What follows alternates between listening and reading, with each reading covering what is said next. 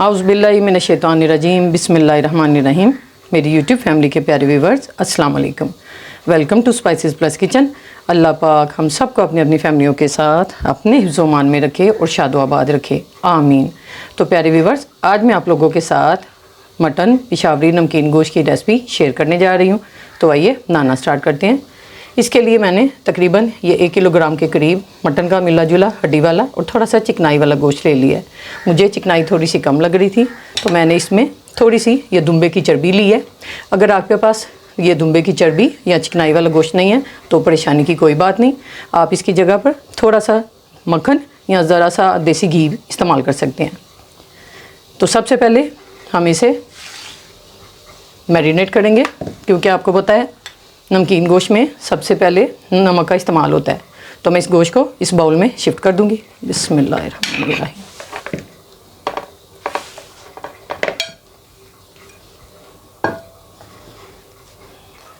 और इसके साथ ही मैंने इसमें ये दुम्बे की चर्बी तकरीबन ये 150 ग्राम के करीब है, ये ले लिए, इसे शामिल कर रही हूँ।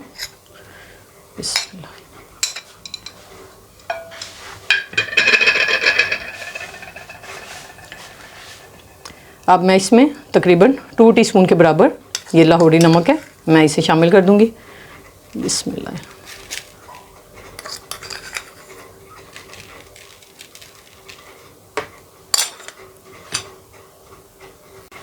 नमक गोश्त के ऊपर लगाकर मैं इसे अच्छी तरह मिक्स कर लूँगी। बिस्मिल्लाहिर्रहमानिर्रहीम।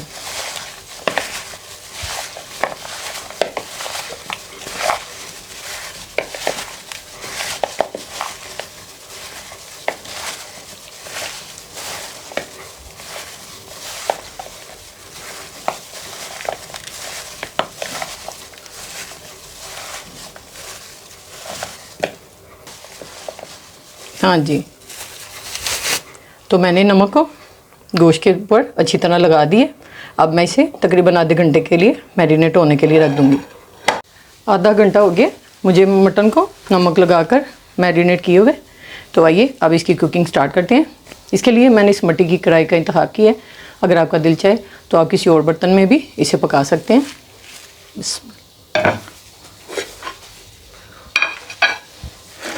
सबसे पहले मैंने ये जो दुम्बे की चर्बी ली थी मैं इसे बेस पर बिछाऊंगी। बिस्मिल्लाहिर्रहमानिर्रहीम। और जो चिकनाई वाली बोटियां होंगी इनको भी मैं पहले नीचे रख दूंगी।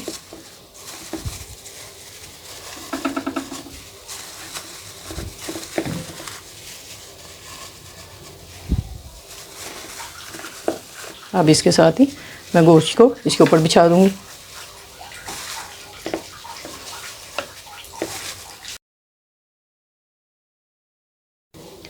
आइए अब इसमें कुछ इंग्रेडिएंट शामिल कर देते हैं। एक अदद मैंने ये दरमियाने साइज़ की प्याज ले ली थी, इसे छील लिया था, इसे रख दूंगी।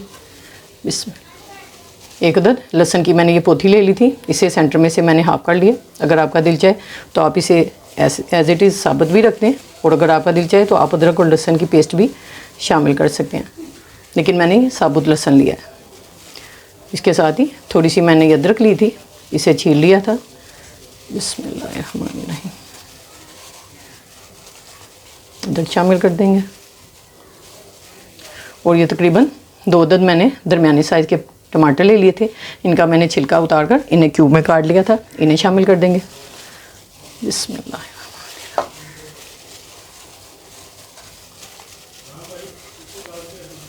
और इसके साथ ही मैंने तकरीबन ये 6 से 8 अदद ये छोटी सी हरी मिर्चें मेरे पास हैं, और 4 ये मेरे पास रेड है, तो ये मैंने थोड़ी सी हरी मिर्चें ले ली हैं, अब इन्हें शामिल कर दूंगी।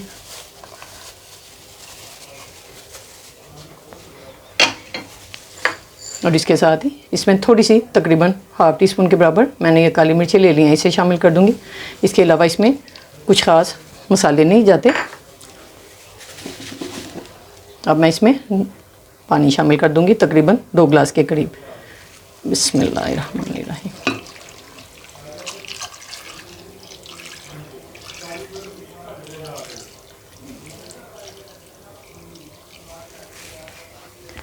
मैं क्योंकि नमकीन गोश्त मटन से बना रही हूँ, इसलिए मैं इसके किनारों पर आटा नहीं लगाऊंगी और अगर आप बीफ बना रहे हैं तो आप ज़रूर आटा लगाएं ताकि इसमें से स्टीम ना निकले। और अगर आप आटा लगाए बगैर भी बर्तन में, किसी भी बर्तन में ऐसे ढाँप कर पकाएंगे तो इंशाल्लाह ताला ये बड़ा अच्छा बनेगा।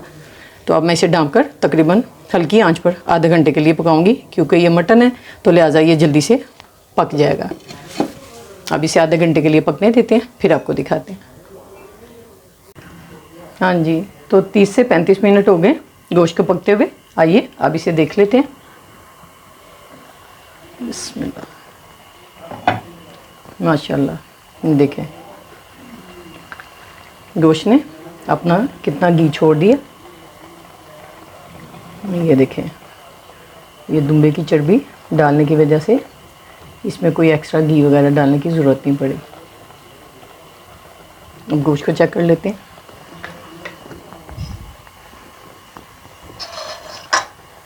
सबसे पहले मैं इसको लहसुन को निकाल कर अलग करूँगी।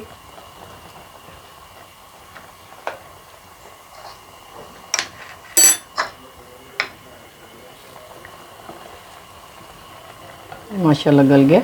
मैं इसका गूदा निकाल के बाद में शामिल कर दूँगी। ये प्याज भी माशाल्लाह गल गई है, इसे भी डिस्कार्ड कर देंगे।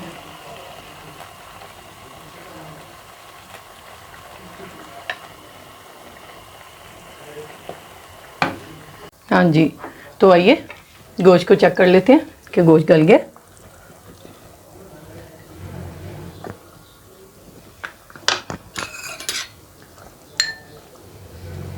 हाँ जी, ये देखें माशाल्लाह से ये चम्मच की मदद से टूट रहा है। ये देखें गोश्त माशाल्लाह से कितना अच्छा गल गया।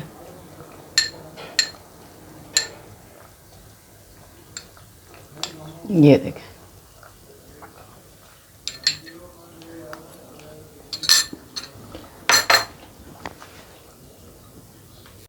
आइए अब इसे डिश आउट करते हैं।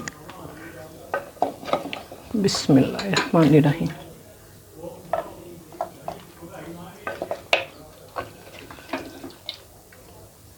बिस्मिल्लाह,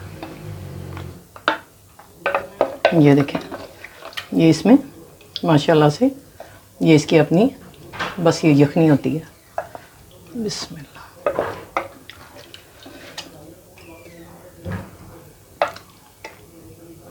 बिस्मिल्लाह, बिस्मिल्लाह।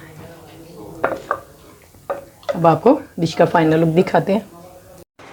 हमारा मटन नमकीन गोश्त तैयार हो गया। अब ये देखें, ये लास्ट में मैंने लहसुन निकाल लिया था, इसका गूदा यूँ अलग कर लेंगे।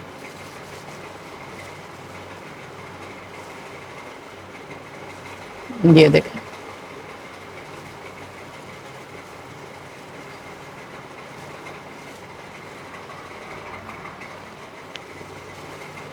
अब इसी तरह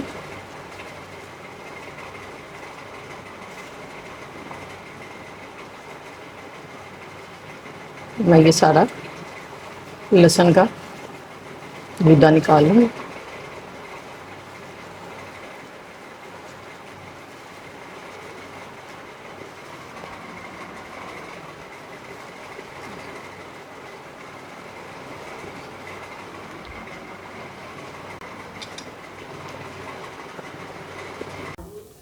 तो हमारा मटन पिशावरी नमकीन गोश्त तैयार है। आप इसे ईद उल अज़हा पर या जब भी आपका दिल चाहे बनाएं, खाएं और अपनी फैमिली के साथ एंजॉय करें। मेरी रेसिपी अगर आपको पसंद आए तो इसे लाइक करें, शेयर करें और मेरे चैनल को ज़रूर सब्सक्राइब करें। आपसे मुलाकात होगी इंशाअल्लाह ताला फिर किसी नई रेसिपी के साथ। तब तक के लिए इजाज़त दें। अल्लाह हाफ़िज़।